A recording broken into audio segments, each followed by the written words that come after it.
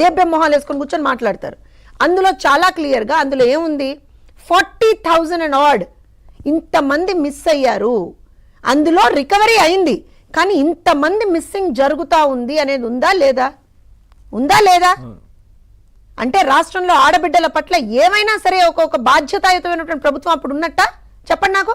ఇవాళ ఒక సమస్య ఎక్కడైనా ఒక ఆడబిడ్డకి సంబంధించి ఏదైనా సమస్య వస్తే, అవును ఇప్పుడు కూడా జరిగాయండి, గత 10-15 రోజుల్లో ఇష్యూస్ జరిగాయి, కానీ the response from the government చూడండి మీరు. ఒక బాధితురాల దగ్గరికి అనిత గారు వెళ్ళారు, కూర్చున్నారు, మాట్లాడారు, వాళ్ళ కుటుంబానికి భరోసా ఇచ్చారు. ఇమ్మీడియట్గా ఆవిడ ఛార్జ్ తీసుకున్నటువంటి నాకు తెలిసి నెక్స్ట్ డేను ఆ తర్వాతను అది జరిగితేనే, తర్వాత కూడా వివిధ అంశాలు ఏవైతే జరుగుతున్నాయో వాటికి సంబంధించి ఇమ్మీడియట్గా పోలీసులు రియాక్ట్ అవుతున్నారు, కేసులు దర్జ్ అవుతున్నాయి, ఆ నిందితుల్ని పట్టుకోవడం జరుగుతుంది. ఇదంతా జరుగుతుంటే వీళ్ళకి ఇవేవి పట్టవుట. అప్పుడున్న హోంమంత్రి చేసినవి మరి ఆ సమయంలో ఆ విధంగా నాకు ఒక విషయం చెప్పండి, నేను ఒక న్యూట్రల్ పర్సన్గా అడుగుతాను, పోనీ తెలుగుదేశం పార్టీ అధికార ప్రతినిధిగా కాదు, న్యూట్రల్ పర్సన్గా మిమ్మల్ని అడుగుతున్నాను. 2019 నుంచి 2024 వరకు ఆంధ్రప్రదేశ్ రాష్ట్రానికి ఎవరు హోంమంత్రిగా ఉన్నారు సార్? తెలుసా మీకేమన్నా? లేదా పోనీ మా అరణమ్మని అడగండి, లేకపోతే మా గౌతమ్ గారిని అడగండి, వాళ్ళకి ఏమన్నా గుర్తున్నారో తెలిసేవో చెప్తారు, పోనీ చెప్తారేమో అడగండి సార్. లేదంటే పోనీ మీ కెమెరా తీసుకొని ఆంధ్రప్రదేశ్ ప్రజలను అడగండి. పోనీ సార్ ఇవన్నీ వద్దు, పవన్ గారు వైఎస్ఆర్సీపీ నాయకులను అడగండి సార్, పోనీ జగన్మోహన్ రెడ్డిని అడగండి. ఆయనకు కూడా తెలియదా? అడగండి అంటున్నా నేను, అడగండి అంటున్నా. కాదు, సింపుల్ గా వెళ్ళి జగన్ గారు 2019 నుంచి 2024 వరకు మీ ప్రభుత్వం ఉన్నప్పుడు రాష్ట్రంలో హోంశాఖ మార్చులుగా ఎవరున్నారు జగన్ గారు? హోంశాఖనే కాదు, ఏ శాఖ అయినా హోంశాఖ అని అడుగుతున్నాను. ఎందుకంటే వాళ్ళు శాంతి భద్రతల గురించి అసలు గగ్గోలు పెడుతున్నారు కదా. గన్ను కంటే ముందు గన్ను జగను అవన్నీ వద్దులేండి, ఆ మాటలు వినే పాపం ప్రజలు నిజంగా కూడా ఇందాక మోసపోయామని చెప్పింది నేను వాస్తవమే అది. అయితే నేనేమంటాను, ఇప్పుడు చూడండి మీరు ఎవరి శాఖకు సంబంధించినటువంటి పనులు వాళ్ళు చేస్తున్నారు. ఇప్పుడు నాదెళ్ల మనోహర్ గారిని చూడండి, లోకేష్ గారిని చూడండి, మన రాంప్రసాద్ రెడ్డి గారిని చూడండి, కొండపల్లి శ్రీనివాస్ గారిని చూడండి. You name the minister, they are on ground with the people.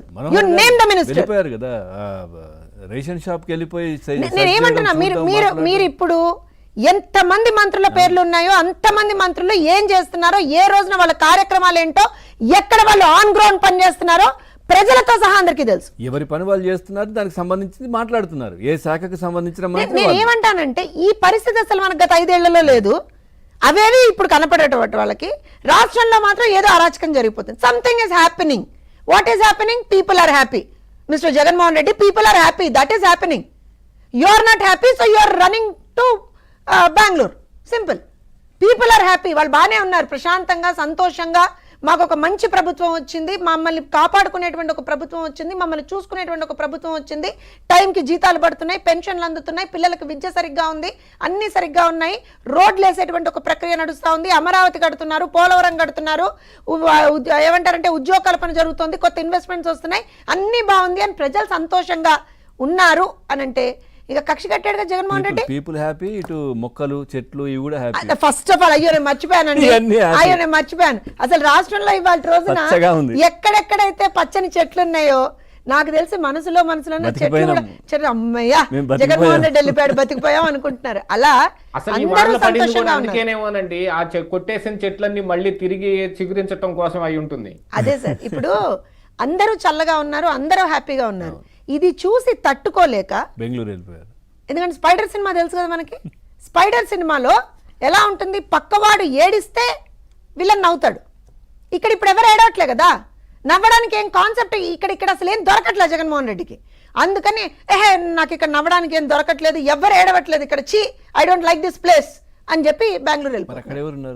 ఏమో నాకు తెలియదు, గౌతమ్ గారు చెప్పాలన్నా.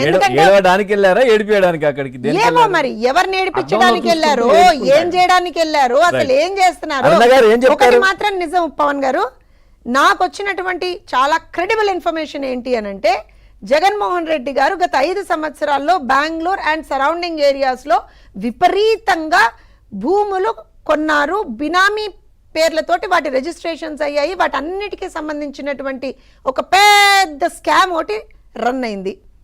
సో మరి ఆ భూముల్ని కాపాడుకోవడానికో లేకపోతే ఇక్కడ ఉన్నటువంటి ప్రజల సంతోషం చూడలేకో మరి రెండిట్లో ఏదో ఒకటైతే ఖచ్చితంగా కారణం అండి. అంటే ఇప్పుడు వ్యాపారం చేసుకుంటున్నారు అక్కడికి వెళ్ళి. సార్ రెండు కారణాలే. ఎస్, వ్యాపారం చేసుకుంటున్నారు అక్కడికి వెళ్ళి. Business men will do business sir. నేను మీకు ఇదివరకు కూడా చెప్పాను, ఆయన ప్రభుత్వంలో ఉన్నప్పుడు కూడా చెప్పాను నేను, జగన్మోహన్ రెడ్డి అనేటువంటి వ్యక్తి కేవలం ఒక వ్యాపారవేత్త మాత్రమే.